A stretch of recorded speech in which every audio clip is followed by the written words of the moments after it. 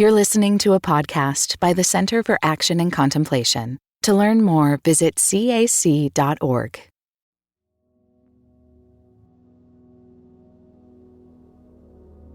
When crisis is the context for the past and present, hopeful people manage the now and imagine a future. When I first conceived my book, Crisis Contemplation, I thought it would end with the chapter on healing. It didn't take long to realize that although our hope of healing has dominated our dreams and our social narratives throughout my lifetime, those dreams have roots in the politics and social concerns of this present era. We have to imagine more peace than we currently have, and more justice than the mere conversion of racist policies will allow. A transformative change is needed. We are not just organisms functioning on a biological level. Our sphere of being also includes stardust and consciousness.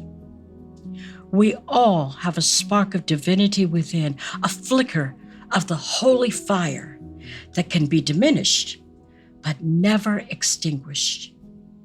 If we are treated as prey, stolen from our native lands, killed without restraint by those agencies charged with the responsibility of keeping order, our sense of empowerment and agency may wane.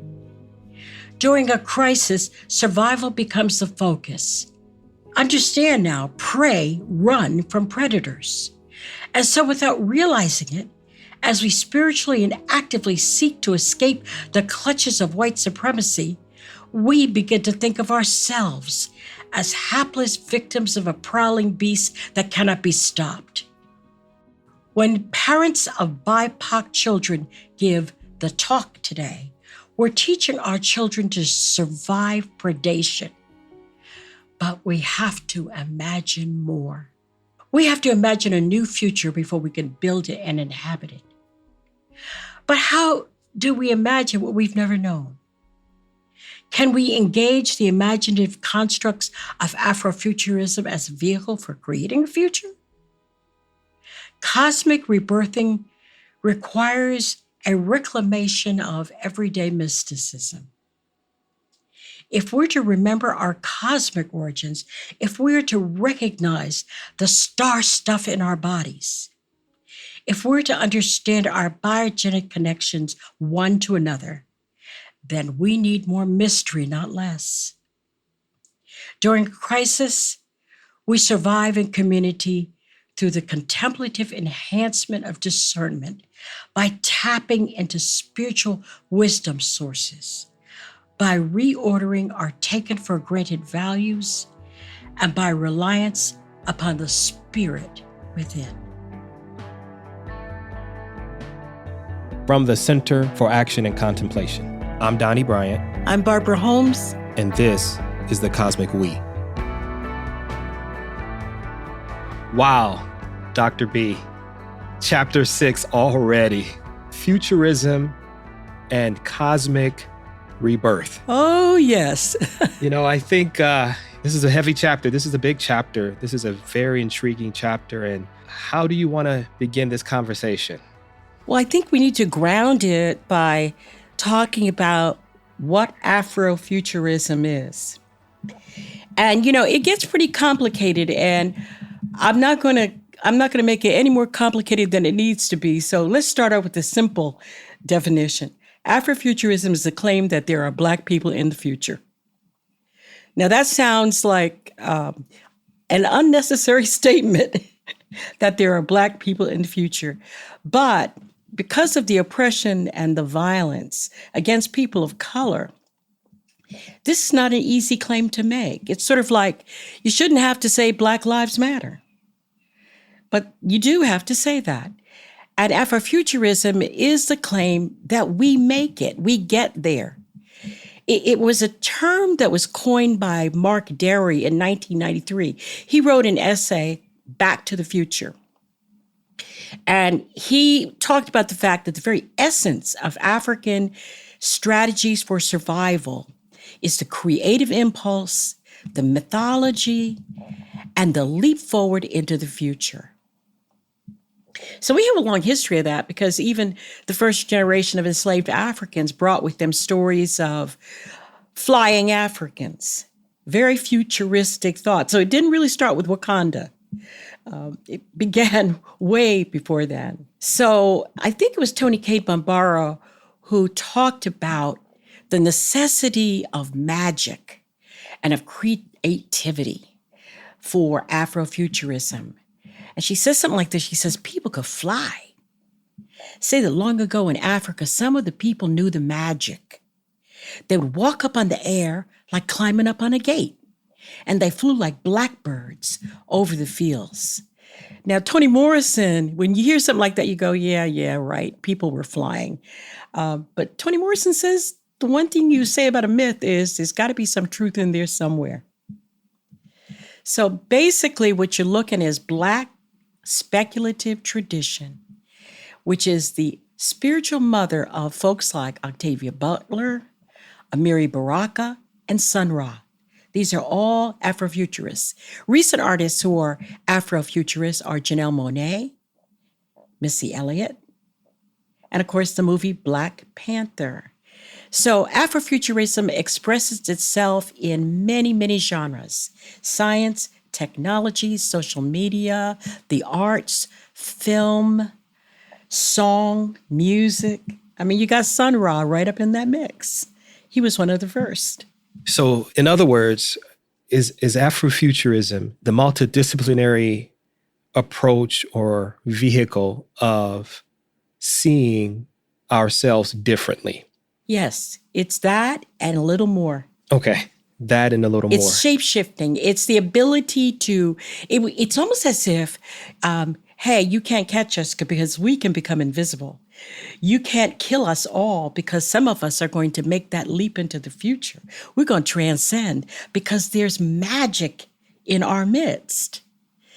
Josh Jones says this about it. He says, Afrofuturism transforms trauma, the erasure of the Black past, the bleak prospects for the future into creative, powerful displays of creative agency. And, you know, no matter what, it's a radical act for Black people to imagine a future. Yeah, that's powerful.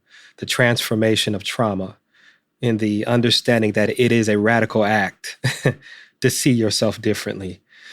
So you mentioned Black Panther, which obviously Wakanda Forever. These are some of the more recent. But would you include in that particular genre movies like Creed or Black Adam or The Woman King? These movies that seek to identify a particular identity that transcends the trauma, that transcends the oppression, that transcends the narratives, right? That have the stock narratives, and gives a future, a vision of a future that is prophetic, that is engaging, that is inspiring. Yeah, and it's not like a pie in the sky future either. It's a future that you can actually imagine inhabiting. So I haven't, gotten a chance to see many movies lately. Okay. So I haven't seen Creed or The Woman King, which is probably going to be a little too violent for my taste. But of the ones you mentioned, The Woman King sounds like it's probably more in the genre than Creed would be. Creed is, from what I understand without having seen it, about identity and self-respect and all of that kind of stuff. But I don't see the futurism.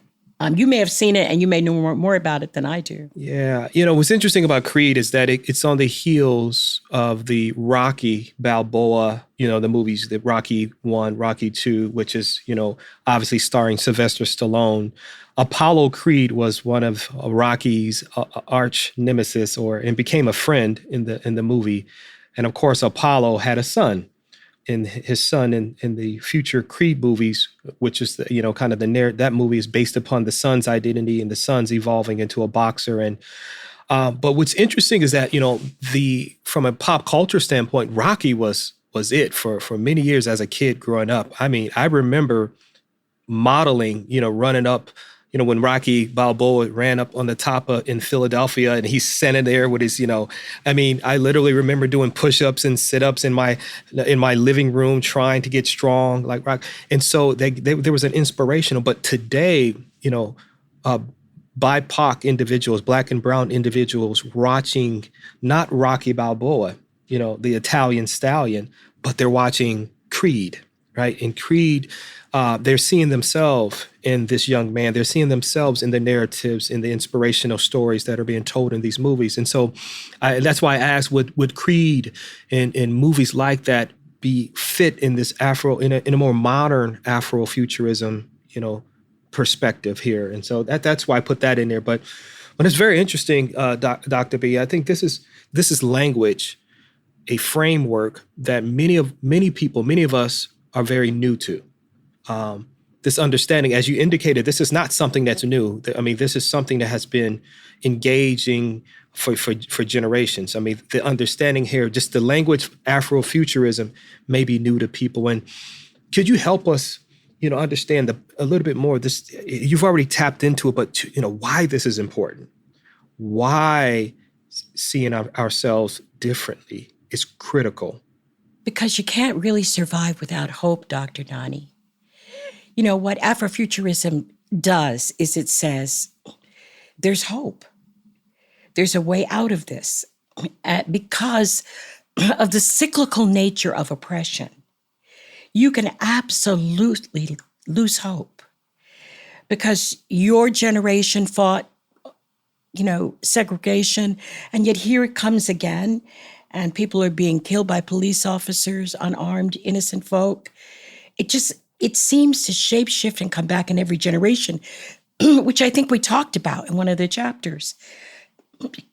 So what Afrofuturism does is it says, we can leap beyond the ordinary, that we are more than the color of our skin, that we're more than what people have decided our limitations are, that we have magic within our bones.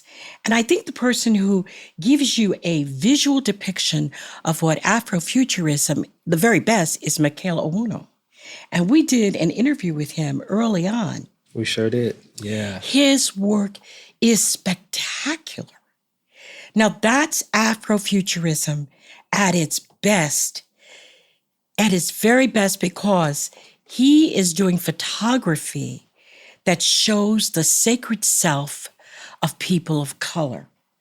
I think it was Owuno who says, the question I asked myself was, how can I transfigure Black bodies from sites of death and state violence into transcendent forms, into vessels of eternal cosmic life? He calls himself an Astro-Black mythologist. I mean, that's really something. The astro communicates how life in many African traditions is in constant communication with interstellar and planetary contexts. The Black evokes Blackness as a divine and cosmic principle of the universe, and mythology serves as a mode of knowledge that fuses science, religion, and art to transform human consciousness. So that's what an Astro-Black mythologist is, and he certainly is one. I really love that. And you're right, he is a great example to describe or to articulate and illustrate really what it means to see yourself differently. I think in a conversation with him, I remember discussing this, and I remember him saying that, I didn't really want to portray Black bodies through the narratives of others, but I wanted to display Black bodies through how we should see ourselves, or how we really are.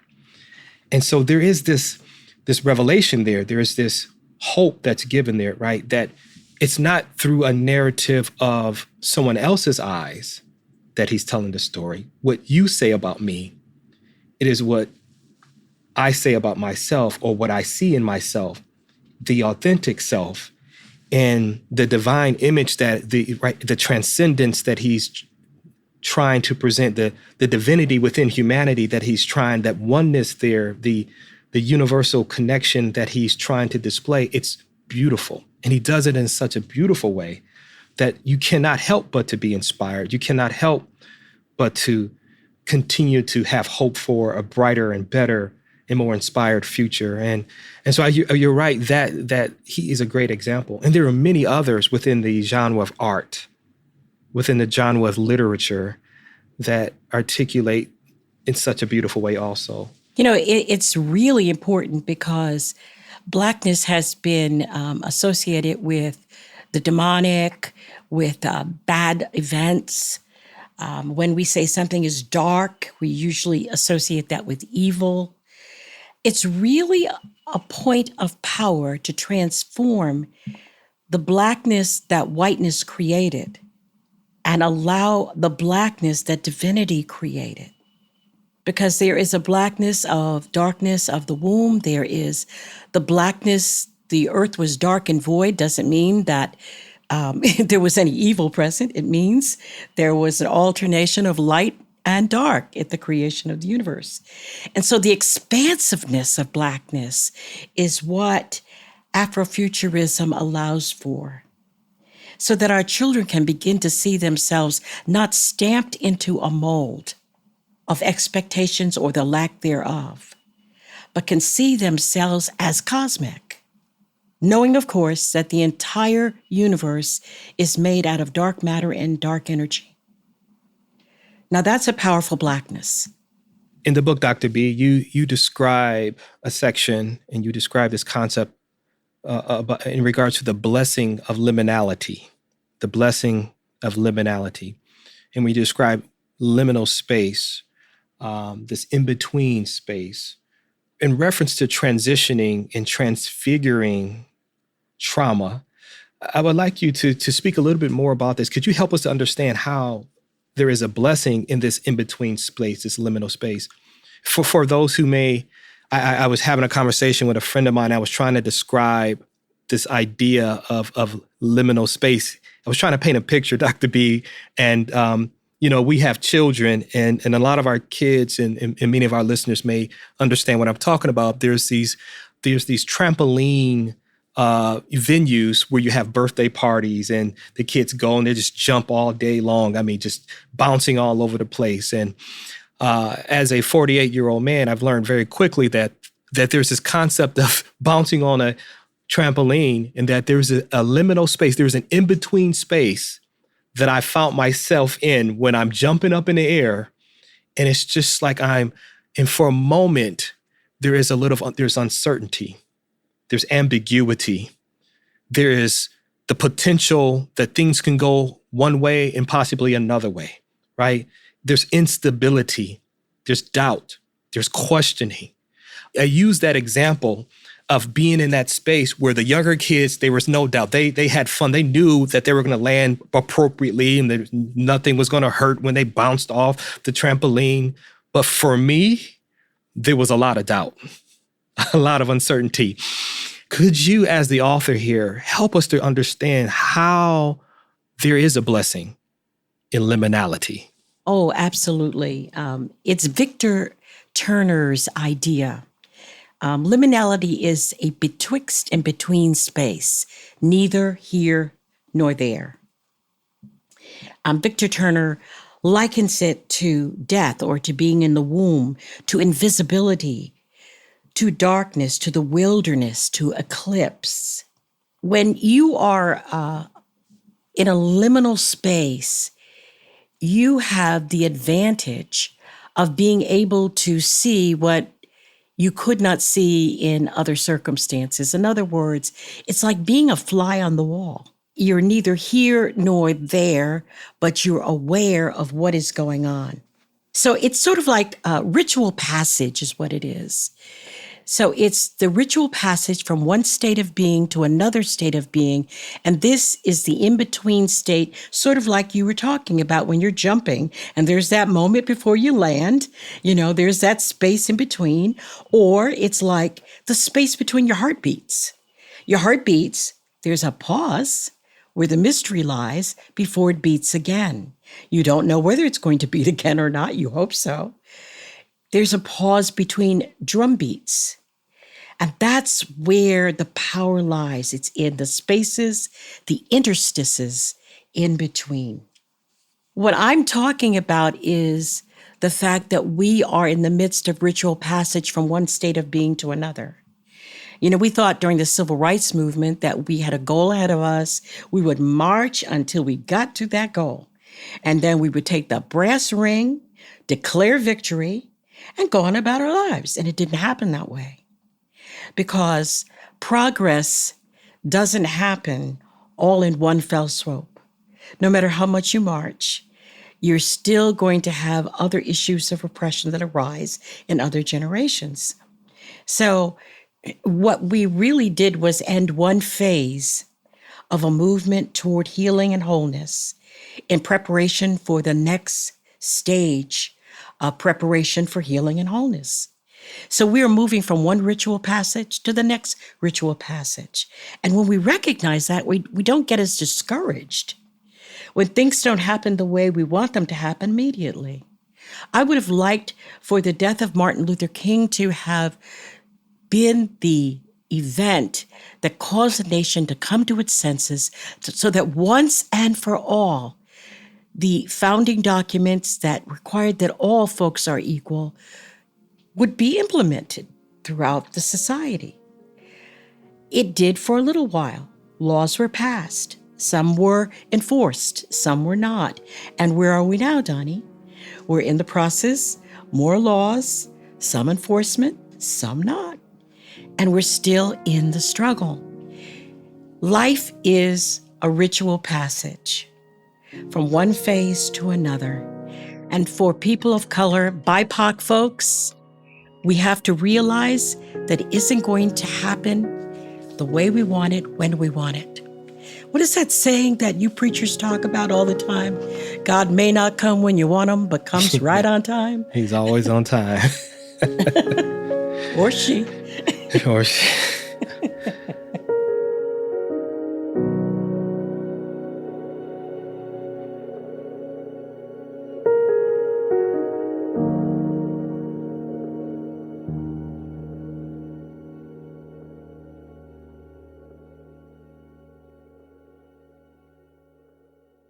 Many of us feel increasing anger at injustice, violence, and indifference in our world today. Join us March 14th for What Do I Do with My Anger? An online gathering featuring Richard Rohr and Brian McLaren. Learn ways of transforming anger into loving action. Inspired by Father Richard's new book, The Tears of Things. Register today at cac.org/anger. That's cac.org/ANGER. What does it mean to embody salt and light? In 2025, Richard Rohr's daily meditations turn to Jesus' timeless metaphor for reflecting love into the world. Amid this season of uncertainty, join us in living with trust, being salt and light. For 18 years, the daily meditations have inspired thousands of readers like you. Subscribe today at cac.org/saltlight2025. That's cac.org/SALTLIGHT2025.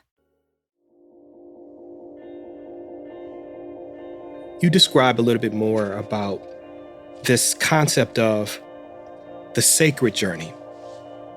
As you mentioned, the liminal space, the ambiguity, it's part of the ritual, it's part of the sacred journey. Is it helpful for us as humans? Is it helpful for us as members of this village, this global, this cosmic community, this cosmic village?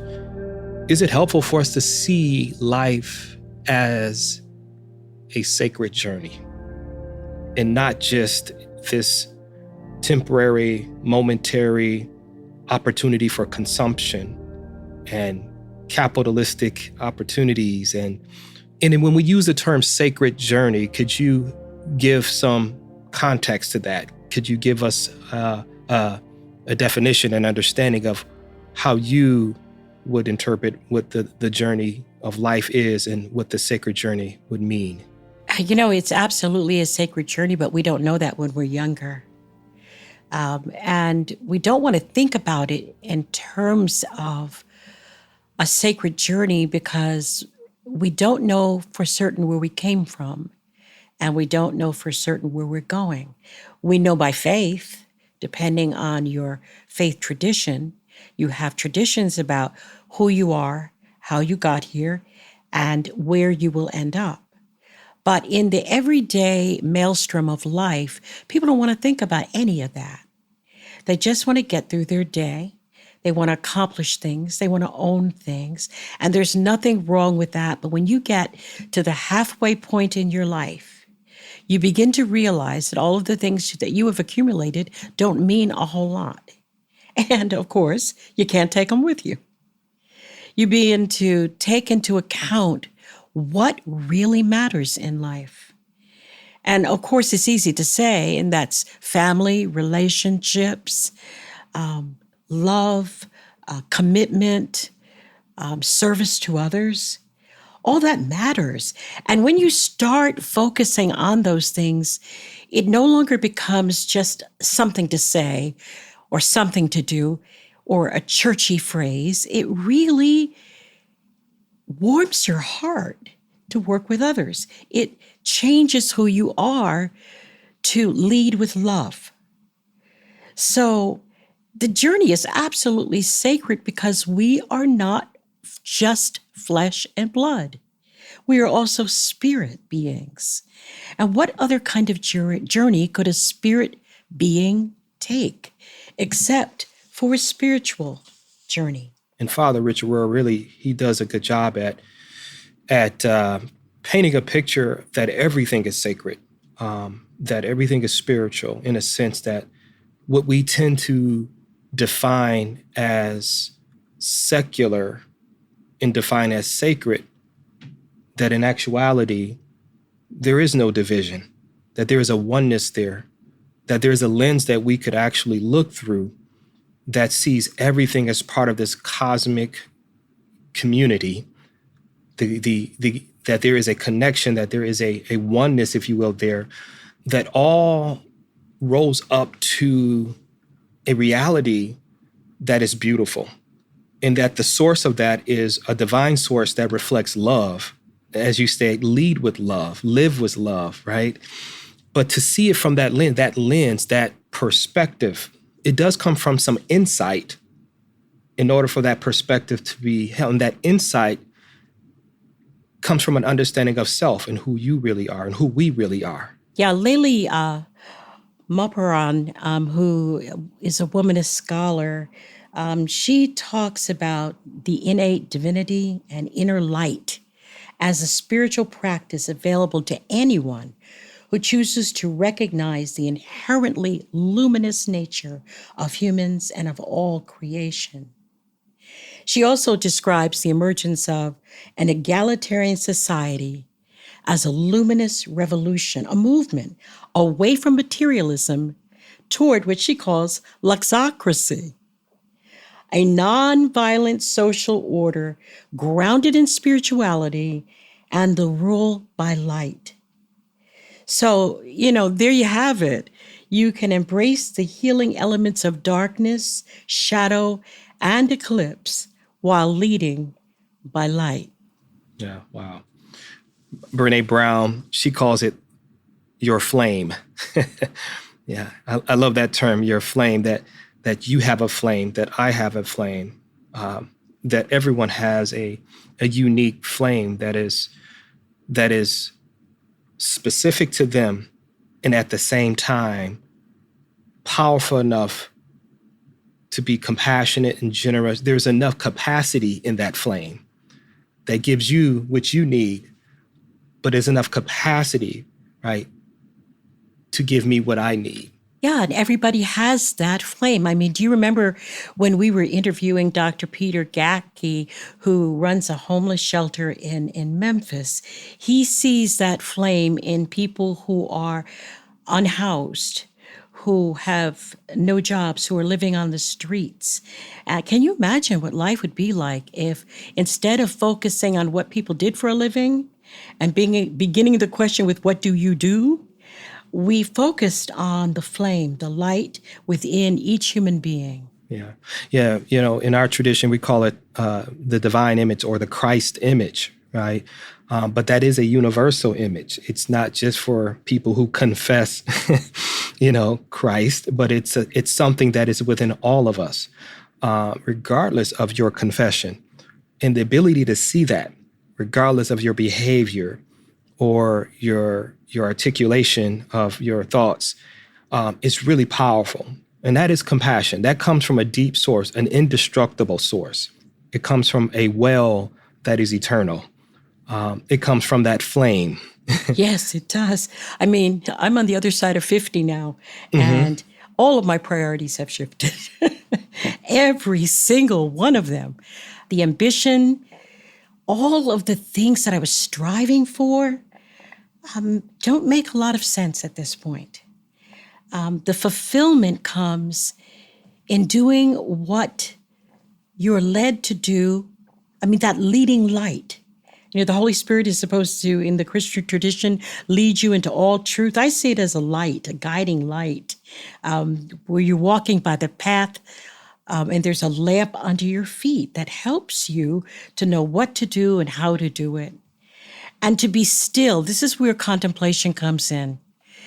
It is impossible to shift priorities if you are in a constant, busy, frenetic lifestyle. There has to be that pause, that breath, that waiting, that willingness to be still until you know. Be still and know. Well, the stillness doesn't immediately lead to knowing. I mean, first you have to be still, and then you have to be patient until the knowing comes about. This is a beautiful transition because in your title of this chapter, you speak of cosmic rebirth. So this understanding of Afrofuturism, and for Don, I like to see this because it is very critical for people who have experienced trauma, who have been marginalized, who have experienced oppression, whose identity has been, reshaped. It's really important for them to be able to have a vision of a brighter future. It's important for them to be able to see themselves differently. But this concept is for there's a reality there that is for everyone. There's an individual, but there's a communal perspective here too. And so the journey of life, some great wisdom to come from this idea. And I think it's important for our listeners that even this concept of Afrofuturism is not just for people who may be within that community. But I really want to center in, Dr. B, on this idea of decentering race and cosmic rebirth. And how would you describe to our listeners this concept of cosmic rebirth and new beginning? Well, I mean, it depends on your perspective, but I take cosmic rebirth as a immersion into everyday mysticism. I think I choose that aspect of cosmic rebirthing because I am an everyday mystic. As you well know, I was born into a family of shamans and root workers and healers, and they saw beyond the veil and mediated the realms of life after life. So they knew how to cure you what ailed you. They could do that spiritually. They could do it naturally. I had more than my share of kerosene and sugar when I had a cold and castor oils. So, there was a mix of medicine and mysticism. They were amazing people, and they're sometimes a little bit scary. As a result of that upbringing, I loved the signs and wonders of the Pentecostal church, the charismatic church, but I wearied of the constant expectation that something was going to happen immediately. There was always this, if you pray hard enough, then Jesus will break the skies and come to you immediately. And all of that was fine because you want that. Yet, even so, come Lord Jesus. But there is an everyday life. There are people who are dying on immigrant ships being turned away from countries. There are the poor, there are the hungry. There are just folks with mental illness who are not being treated, who are not being cared for by society. And so it has to be more than just the holiness untouched, by everyday life. I remember being a member of a storefront Pentecostal church. I used to inhabit those primarily because the smaller and the weirder the church, the more exciting the happenings inside. So, don't give me tradition in a high pulpit. I want to go where there's folding chairs and people levitating and all that kind of good stuff. But the problem was, in order to get into the little storefront church, we had to step over drunks. We had to say, excuse me, to prostitutes leaning on the wall. Nobody spoke to them. Nobody prayed with them. Nobody invited them in. Everybody was excited to get inside so that the Holy Spirit could start them rolling through the aisles. And so it occurred to me that if we're going to rebirth, then we have to have a mysticism. We have to have the magic and the mysticism that allows us to take care of our neighbors, to love our neighbors, while we're seeking the inbreaking of the Holy Spirit. It can't be one or the other. It just cannot. Mysticism has all kinds of definitions, and all it means to me is that this life is not the end of everything. We didn't enter it as a beginning. It was ongoing when we entered it. It'll be ongoing after we leave. And that the boundaries between life and death are permeable. So the real power that we have as individuals, it didn't come to you from your congressperson. It is seated by the divine. That makes you a spiritual person on a spiritual journey. And if that's not mystical enough, I don't know what is. The hope that is rooted in what you're saying is profound. The hope for healing, the hope for newness, the hope for restoration, the hope for wholeness. It seems that it is always connected to a deeper source of seeing, knowing, and understanding. And I like this cosmic concept, Dr. B, that you're talking about of rebirth, because it is in that hope that I think we all aspire to have, regardless of economics, regardless of status, regardless of power, position. Yeah, there's this. The human experience is a shared experience, and as the seasons change, as the stars continue to do what the stars, the astrological entities do what they are designed to do, there is a seed within every human being that is multiplying. And I think, what I think I get from this chapter as it concludes your work, I get that the communal experience of crises, the communal experience of trauma, the village, right, engagement of not only individual, but collective wilderness experiences, that trauma, the liminal space, the unknowing, the unexpectedness, the unpreparedness, right? The pain, the grief that comes with it, the emotions, the anger, right? All the behavioral responses, all of that. But that in that is a gift. In that is an opportunity. In that is a blessing. In that is wisdom. In that is a knowing.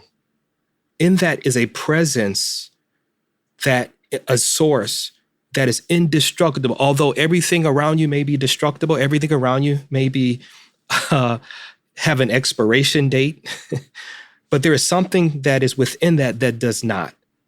And it takes what I'm getting, that it takes all of that. It takes the crisis, it takes the trauma, it takes the pain, it takes the anger, it takes the misinterpretation, the miscommunication, the unknowing and not being ready, the frustration, the confusion, the disorder, the reorder, the new order, but back to the disorder, the reorder, and back to the disorder.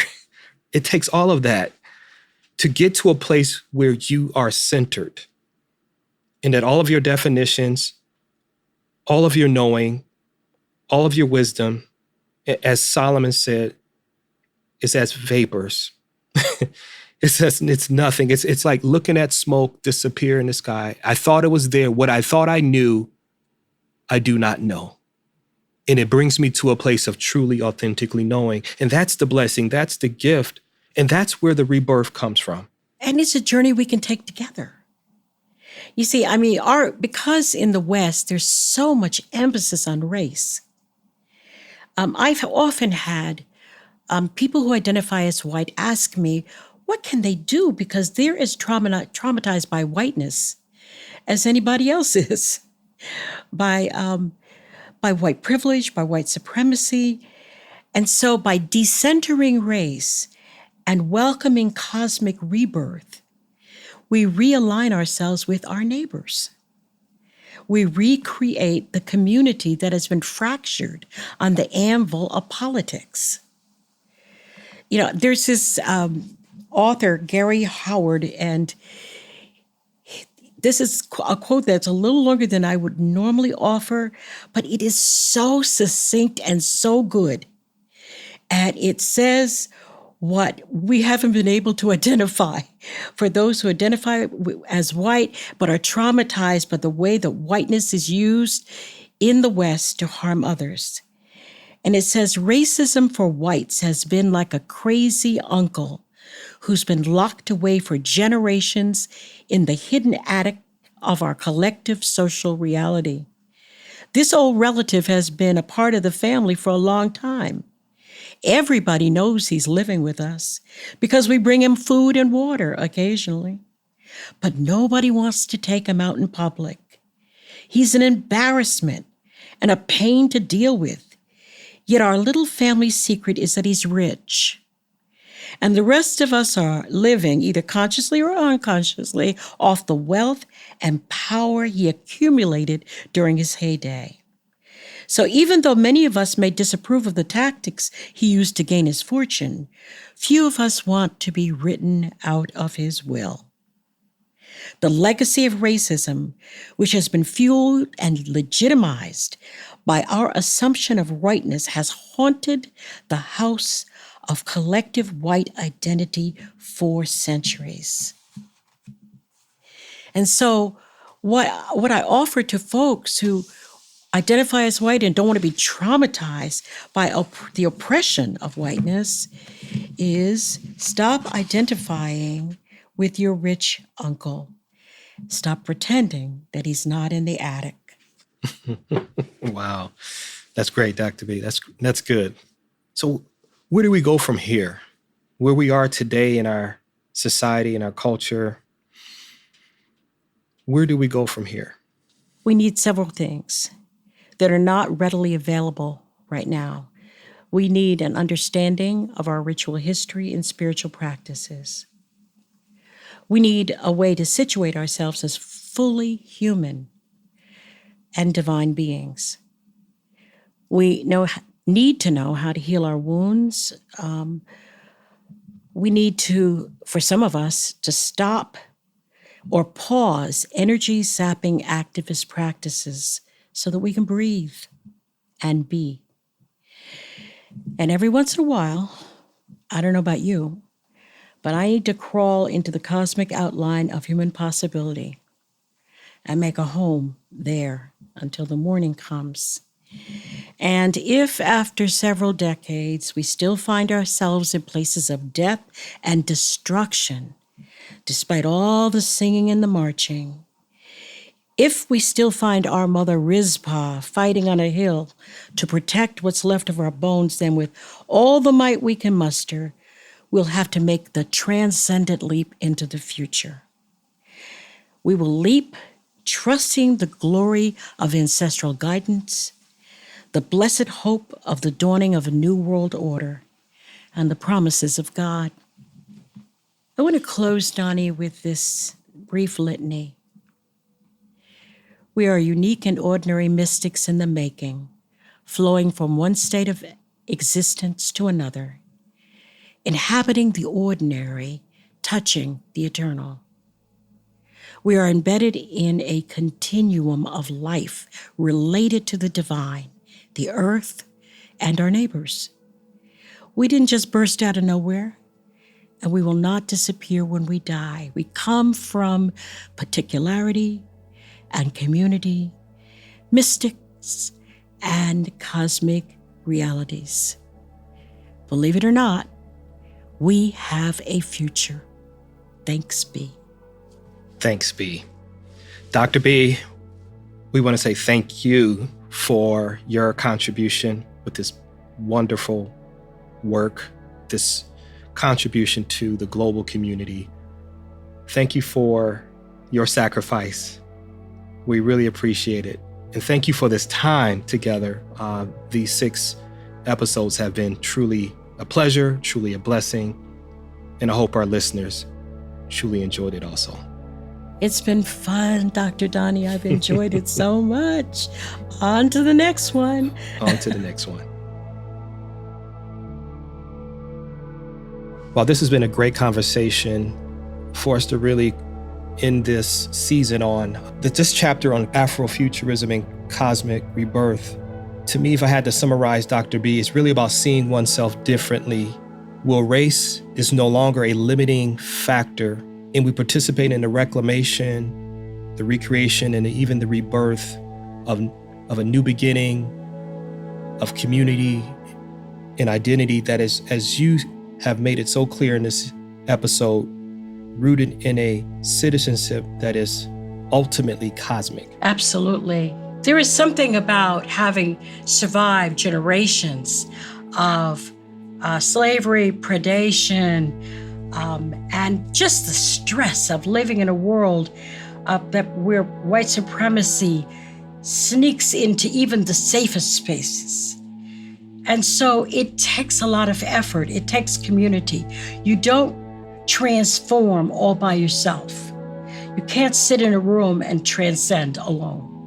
You need community to remind you of your cosmic origins, your God-given spirit. You are not prey. You are loved by God. Selah.